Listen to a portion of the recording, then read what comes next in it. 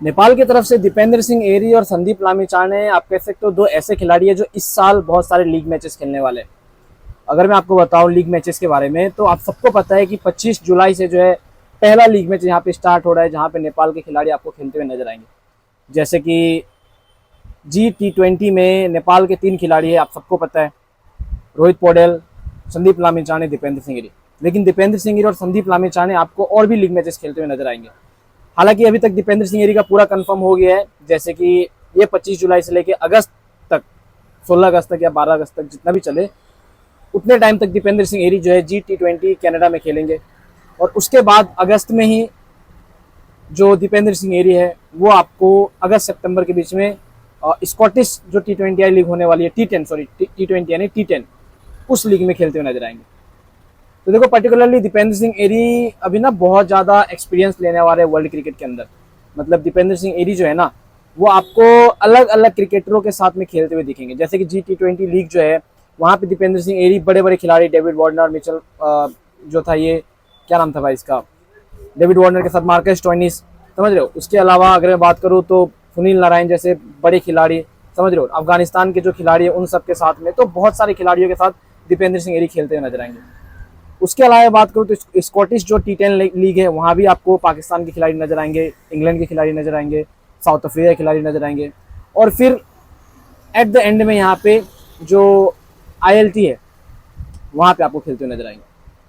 तो 3 बड़े major leagues जो है जहाँ पे दीपेंद्र सिंह एरी जो है वो आपको खेलते हुए नजर आएंगे। जैसे कि गल्फ जायंट आप सबको पता है ILT में, उस टीम में दीपेंद्र सिंह एरी खेल रहे हैं, तो वहाँ भी आपको दीपेंद्र जो है खेलते नजर आएंगे। तो ये आप कह सकते हो ये दीपेंद्र सिंह एरी का ना ये साल काफ़ी बढ़िया गुजरने वाला है। हालांकि वो जो ILT T20 लीग है वो फरवरी में होना है, तो कहीं ना कहीं उस बीच में थोड़ा गैप हो जाएगा। लेकिन बाकी जो ये दोनों लीग मैचेस है वो दीपेंद्र के लिए बहुत ज़्यादा इम्पैक्टफुल साबित होगी। और वो इस लिहाजे से इम्पैक्टफुल साबित होगी क्योंकि दीपेंद्र सिंह एरी इतने बड़े बड़े खिलाड़ियों के साथ खेलते हैं, तो उनको एक्सपीरियंस की कमी नहीं होगी। फिर मैंने आपको पहले भी कहा था कि इंटरनेशनल कोचेस जो है वो हायर किए जाएंगे, और आज G20 जो है ग्लोबल T20 कनाडा का, वहाँ पे इंटरनेशनल कोचेस को लेके जो अनाउंसमेंट कर दी गई है। कौन से इंटरनेशनल कोच जो है वो यहाँ पे आएंगे हर एक टीम में। तो आप एक बार जाके चेक कर लेना उस पेज पे, वहाँ पे आपको दिख जाएंगे। देखिए नेपाल के खिलाड़ियों को ना, अभी मैं एक ही चीज़ कहूँगा, अभी आपके लिए बहुत ही अच्छे वक्त आने वाले हैं। और ये मैं हर एक खिलाड़ी से क्या हूँ, सिर्फ 1-2 खिलाड़ी की बात नहीं कर रहा हूँ। बस यहाँ पे जो और खिलाड़ी है, जैसे कि यहाँ पे सोमपाल कामी को नहीं लिया गया, मैं चाहता हूँ कि सोमपाल कामी अपना परफॉर्मेंस कंसिस्टेंसी के साथ रखे, और कहीं ना कहीं उस परफॉर्मेंस को देख के सोमपाल कामी को ही जो है यहाँ पे लिया जाएगा कोई ना कोई लीग मैचेस में। इस साल नहीं, अगले साल नहीं, उसके अगले साल। लेकिन नेपाल के लिए अभी धीरे धीरे गुड न्यूज़ आ रही है। बस नेपाल के खिलाड़ियों को कुछ नहीं करना है, वो कंसिस्टेंसी जो है नेपाल के खिलाड़ियों को बना के रखनी है। जिस तरीके दीपेंद्र सिंह एरी को देखिए, अभी वर्ल्ड में 6 नंबर पे आ रहे हैं ऑलराउंडर के पोजीशन पे, धीरे धीरे करके और क्लाइम करेंगे और कहीं ना कहीं 1 नंबर पोजीशन जो है वो टच कर लेंगे मेरे हिसाब से आने वाले 1 साल के अंदर। तो वो कंसिस्टेंसी आपको बरकरार रखनी पड़ेगी। मानता हूँ 1-2 सीरीज आपकी गड़बड़ जाती है, मानता हूँ कि आप 1-2 सीरीज मतलब बुरा खेल लेते हो, लेकिन ऐसा नहीं कि आप पूरा साल बुरा खेलो।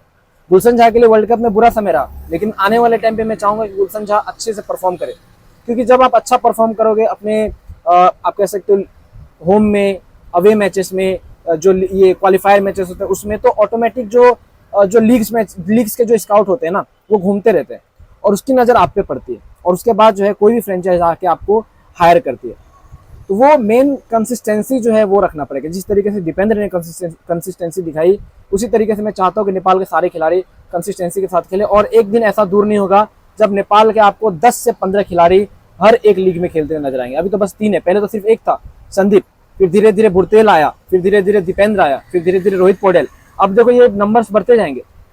यही चीज़ है, बस कंसिस्टेंसी मेरे हिसाब से मेन की है कोई भी चीज़ को हासिल करने के लिए। और मैं तो वैसे भी कह रहा हूँ कि नेपाल को अपने आने वाले जितने मैचेस है, अब जो क्वालिफायर मैचेस होंगे, मेन मैचेस की मैं बात कर रहा हूँ, उनमें बढ़िया प्रदर्शन करना है आपको।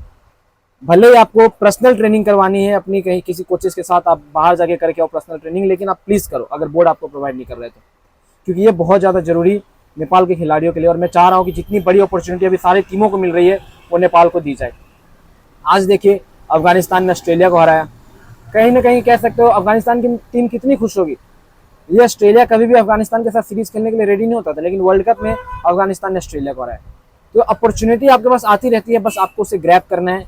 वो ग्रैब होगा मेहनत करके, आप पहले मेहनत करोगे तभी होगा। दीपेंद्र सिंह एरी के लिए मुझे बहुत ज़्यादा खुशी है कि आने वाले टाइम में ये बहुत सारे लीग मैचेस खेलने वाले हैं। संदीप लामिछाने आपको इस साल हो सकता है आईपीएल में मेगा ऑक्शन में बिकते हुए दिखे, तो कहीं ना कहीं दिल्ली कैपिटल जो संदीप लामिछाने को रिटेन करना चाहिए। बाकी इसको लेके आपका क्या कहना है नीचे कमेंट सेक्शन में जरूर बताना, मैं जनरली जानना चाहूँगा।